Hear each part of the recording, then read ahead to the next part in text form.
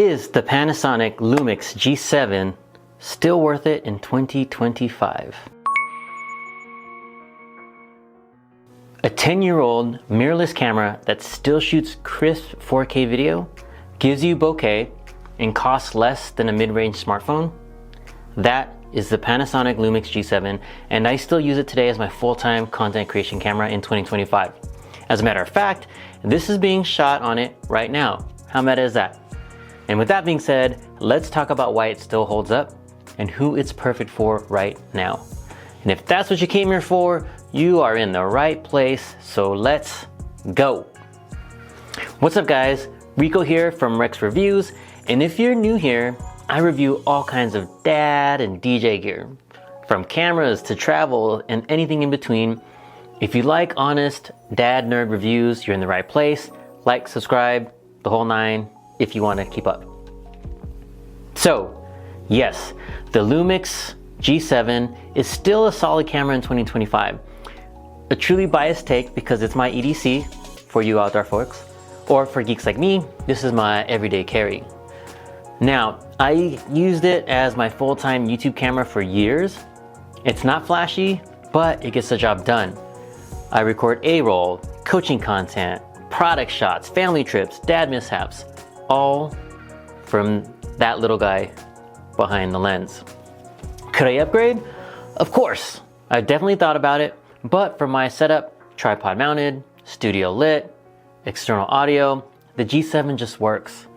I don't know if I'll be getting that much more if I upgraded now. And if I were a filmmaker, maybe, but for what I need, this is a solid, if not excellent choice. For you history geeks out there, here's some quick context on the Lumix G7. It was released in May of 2015, and at the time it retailed for around $799 with a 1442mm kit lens. And that lens, the 1442, is actually the one I'm using for some of the footage and images that I took today that I'm going to go ahead and show you. Here are some examples of stills with that kit lens, and I'll drop examples of video later on when we start to talk about the video quality. I'm also using my 20mm f1.7 spherical lens, which shoots really great footage and that amazing depth of field. But for my everyday needs, this 1442 wide angle lens, the kit lens, it's been very versatile and reliable, and it gives me just enough flexibility to reframe shots, get nice bokeh at the right distance, and then the built-in optical image stabilization helps a lot for handheld or B-roll type shots.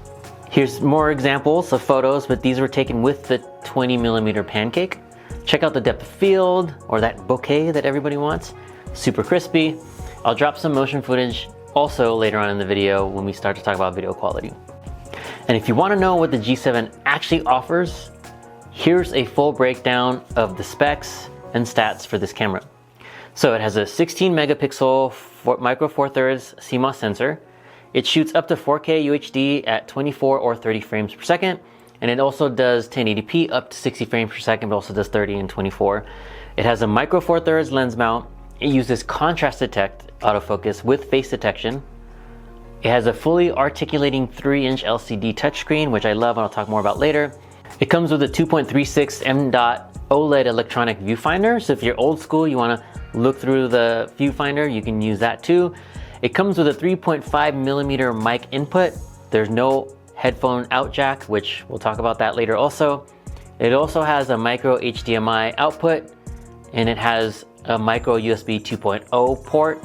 It's not for charging, it's only for file transfer. And unfortunately, there's no in-body stabilization. And then for battery life, you'll get around 350 or so photos, or you can get up to 80-90 minutes of video.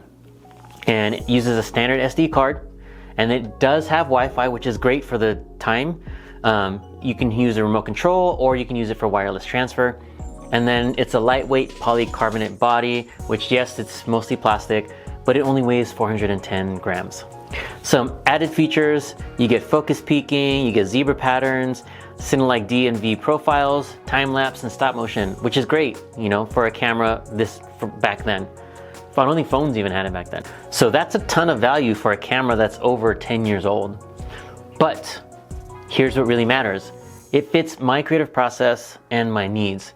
It lets me focus on the content and not have to worry about having the right gear or aspect ratio or resolution and any of that stuff.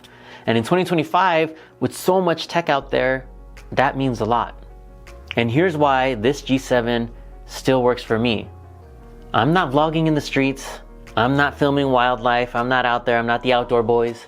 I shoot YouTube videos from home, right here in my office /studio/gym.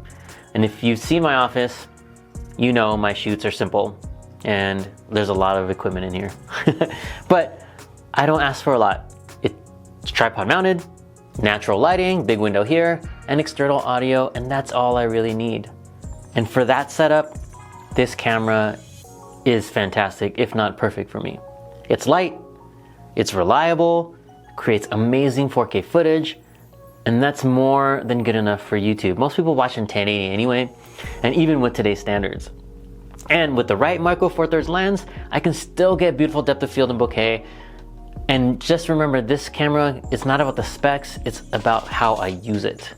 Now comment down below how you use your camera and what you're either looking to buy, to upgrade to, or keep using. Like me, I'm keeping this G7 for a long time. I don't see myself ever selling this camera. Do I get a new one in the future? Maybe, but I'm still gonna keep this in my bullpen of cameras. So let's break down a little bit more why I believe this is still a winner for a lot of people. First, affordable 4K. For under $500 with the kit lens, it's one of the cheapest ways to get 4K video that looks this good. And real 4K, not that $100, 10 frames per second 4K you get on those cheap Amazon cameras. This is legit Adobe Premiere, Avid, Final Cut 4K. The Samsung LG 4K, if you know what I mean. You Costco, Sam's Club heads. And here's examples of footage with the 1442 kit lens, as well as some footage from the 20mm pancake lens.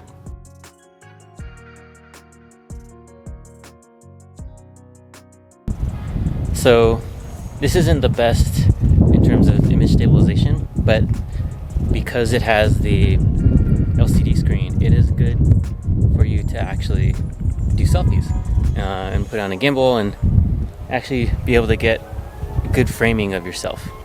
So I do like that a lot, and it's why it's my full-time shooter.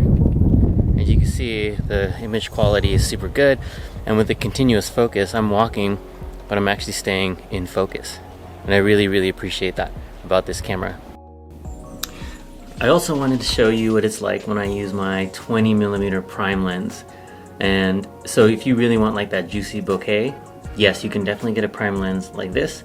And like you can see the background and things like that. And like this is the one that I've been using, the 1442.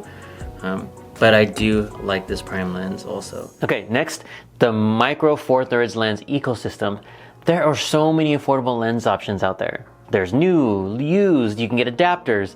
I've picked up lenses for under $100 that still give me amazing sharpness, depth of field, and this pancake, for example, was a great and relatively cheap upgrade to do. Since I already had the camera, upgrading the lens was an easy option.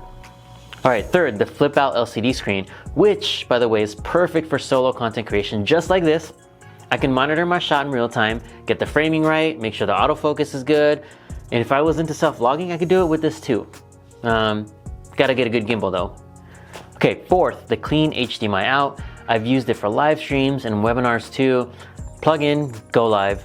I used this as my work webcam when the pandemic first started, and everyone was so jealous. It looked like I was in a movie, but it was a webcam. It definitely was overkill, but it worked.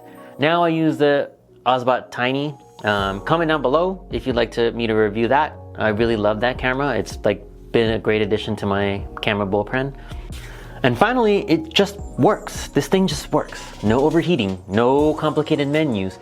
Just point, shoot, and edit. It's as simple as that. Now, let's talk about audio. The G7, it has a 3.5mm mic input, which is great, but there's no headphone jack. That means you can't monitor your sound live in camera.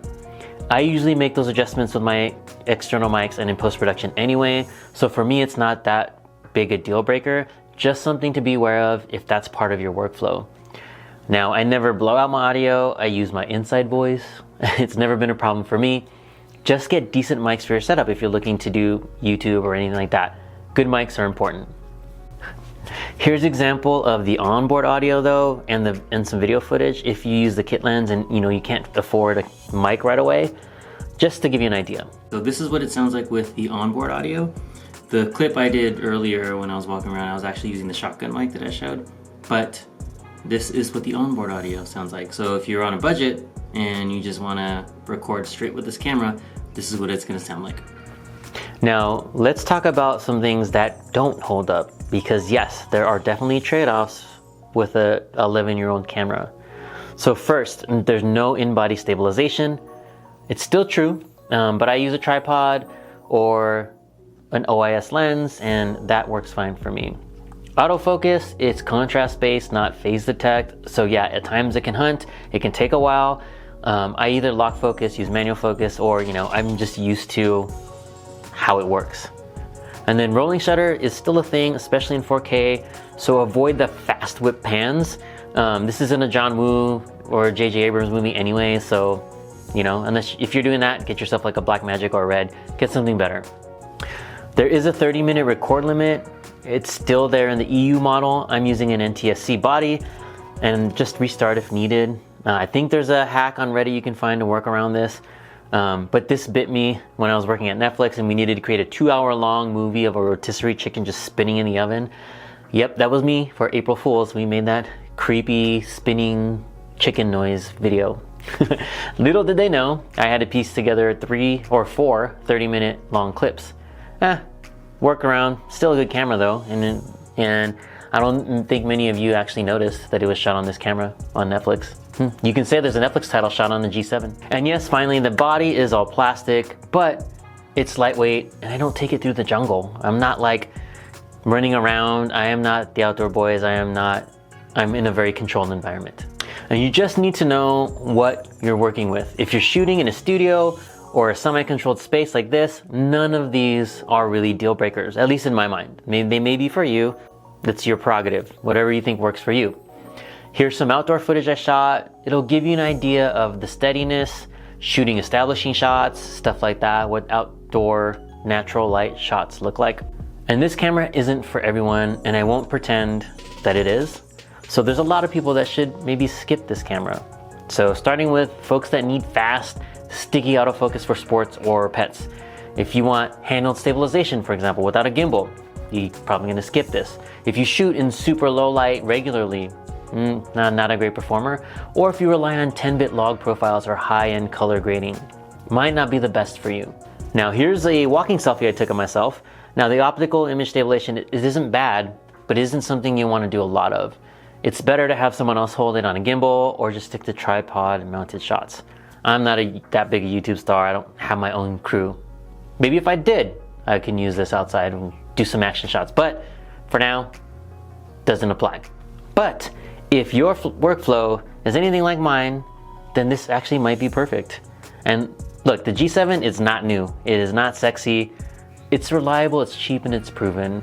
It's probably not gonna win any awards in 2025, but hey, you can find a used one around $275 to $350. And with a kit lens, you can probably find it for around $400 to $450, depending on the condition. The pancake lens I'm using to shoot this, will probably set you back a little bit more, but not that much more. But if you like fixed zoom and stellar bokeh, the 20mm prime is the one to go with. And if you're trying to build the content creation setup without dropping thousands of dollars, this is still one of the smartest buys I think you can make. And it's not about chasing the latest spec sheet. It's about whether the tool helps you tell your story. And for me, this little camera, it still does that week after week after week. I can share my content, share my stories without issue. And remember, one of the golden rules is that the best camera is the one you actually use. So if this is the one that gets you creating, don't overthink it, just start shooting.